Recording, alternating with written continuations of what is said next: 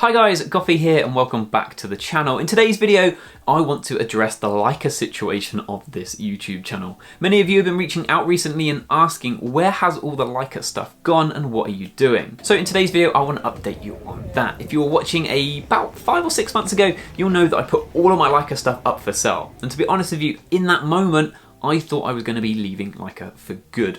However, after a couple of weeks of it being for sale, I quickly took it all back off for sale and decided I was being stupid, and then I kept it. But since then, over the last few months, the Leica M10 and my lenses have basically sat unused. So with a recent trip to Florence, I decided it was about time that I took the Leica M10 out and decided, am I keeping it? Am I selling it? Am I upgrading it? And in today's video, I want to talk about exactly that. So for the trip, I decided just to take the Leica M10 and the 35mm Summilux. I left my 50mm Summilux at home.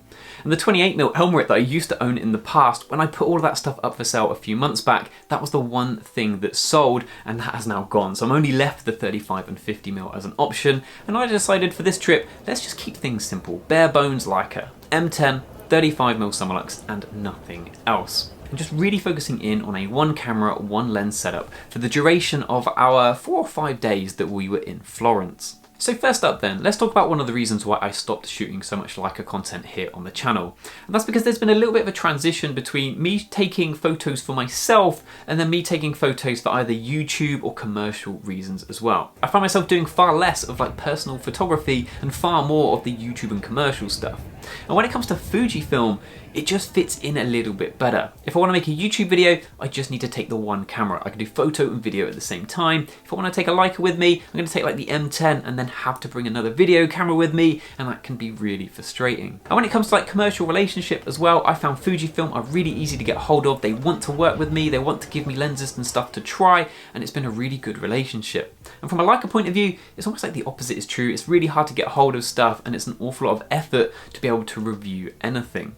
So that has led to a little bit of a natural progression to me moving more towards Fuji because I'm doing more commercial stuff and less towards Leica because I'm doing less personal stuff. But this trip to Florence posed a completely different thing, and this is why I was really excited to take the Leica M10 over to Florence with me, and that's because it was a family-led trip.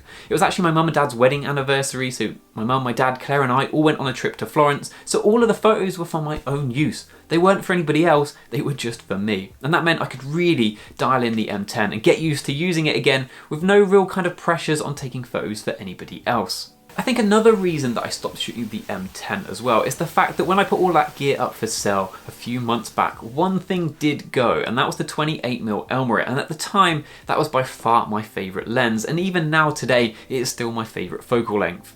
For a little while I had a lot of fun not having a 28mm because it forced me to try something else like the 35 and the 50, but it kind of put me in this funny situation where whenever I was going out on a trip, I could choose 35mm and 50 but not 28. I couldn't take my favourite focal length, and I often had this like kind of fear of missing out, of not having both a 28mm and a 50, which is my personal preference, and that often meant I found myself leaving the M10 at home because I knew if I took my Fuji cameras I would get the focal lengths that I wanted. So that was definitely something that's like worked against it. It was an accident in terms of that lens sold whilst I was trying to sell everything, and the real answer to that would have been just to replace the 28mm as soon as I realised that I wasn't selling the M10. But as it is, and I still sit here today, I have a 35mm and a 50, and I still don't have my favourite focal length. So during the trip, whilst we was in Florence, I was shooting 35mm exclusively, and as much as I loved the 35mm focal length, I definitely missed some of the shots I would have liked to have got because like the architecture and the small narrow streets of Florence meant a lot of the time I just couldn't fit things in.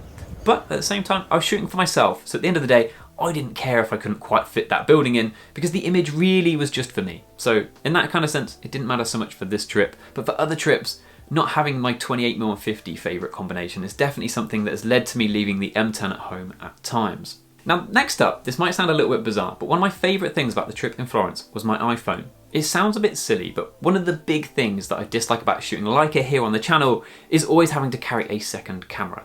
As much as fun as I can have kind of getting into the zone of manual focus and an optical experience of the M, I then have to pick up a digital camera to record me doing it. It like gets me back out of the zone. And also one of the big wins for me of a Leica is the small compact size, and then again, I'm lugging around a big heavy camera.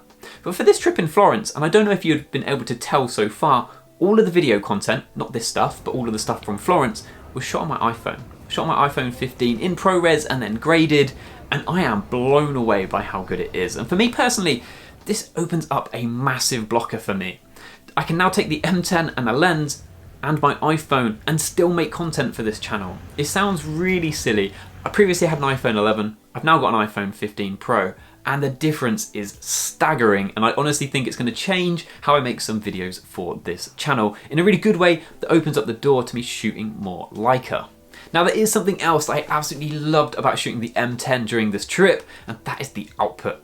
When I was looking at my Lightroom library, there is a mixture in my Florence folder of M10 files and Fuji X-H2 files. And as I was editing all of the images once I got home, I realized I had a super strong preference of preferring the RAWs out of the Leica M10.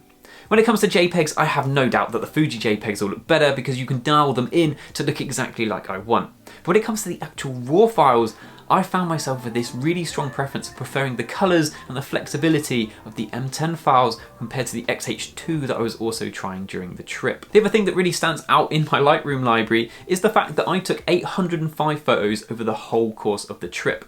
Now, it's almost an even split of 400 from the M10 and 400 from the X-H2. However, I only used the X-H2 for 1 day of a 5-day trip, so I'm actually taking like 5 times more photos with the X-H2.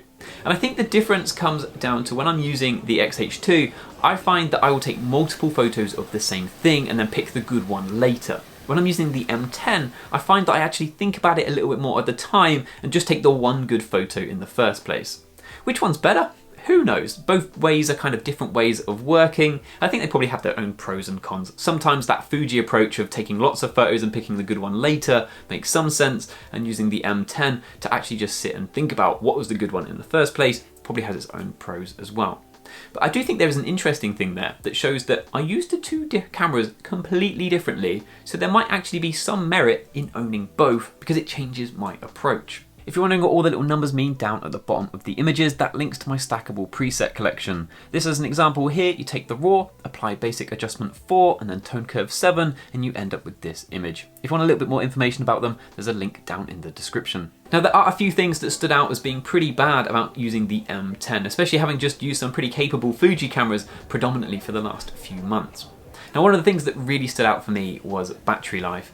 And I know some of you are going to come at me and say that your Leica M10 lasts you a full day, but for me, I was burning through 2 batteries every single day. So I was ending the day with 2 dead batteries and a camera that I couldn't use. Now some of the reason for that is the fact that I have the camera on live view pretty much all of the time because you get better exposures. Because it's not using the spot meter and it's using the sensor, generally it counters that overexposure problem that these cameras have. However, at times what I found myself doing was underexposing every single photo by 1 stop just to stop the camera from blowing some of them highlights.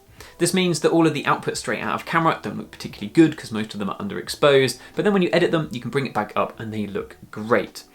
And I always find this to be a bit of a problem. You can't really share the JPEGs that you shoot because for me, I've underexposed all of them in an attempt to try and save the highlights. So then, what is the result of all of this? This was supposed to be a little experiment taking the camera to Florence to decide ultimately, am I going to keep it? Am I going to sell it? Well, I have come to the conclusion that I am going to sell both the 35mm Summilux and the Leica M10. I do think it is time they moved on to another home.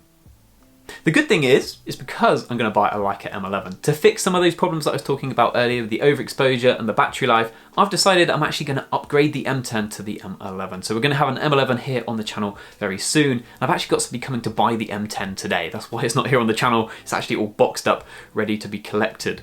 Now, for me, the real big enabler to this actually surprised me. I thought it was just going to be my love of shooting the M10 that would bring me back to wanting to either keep the M10 or upgrading.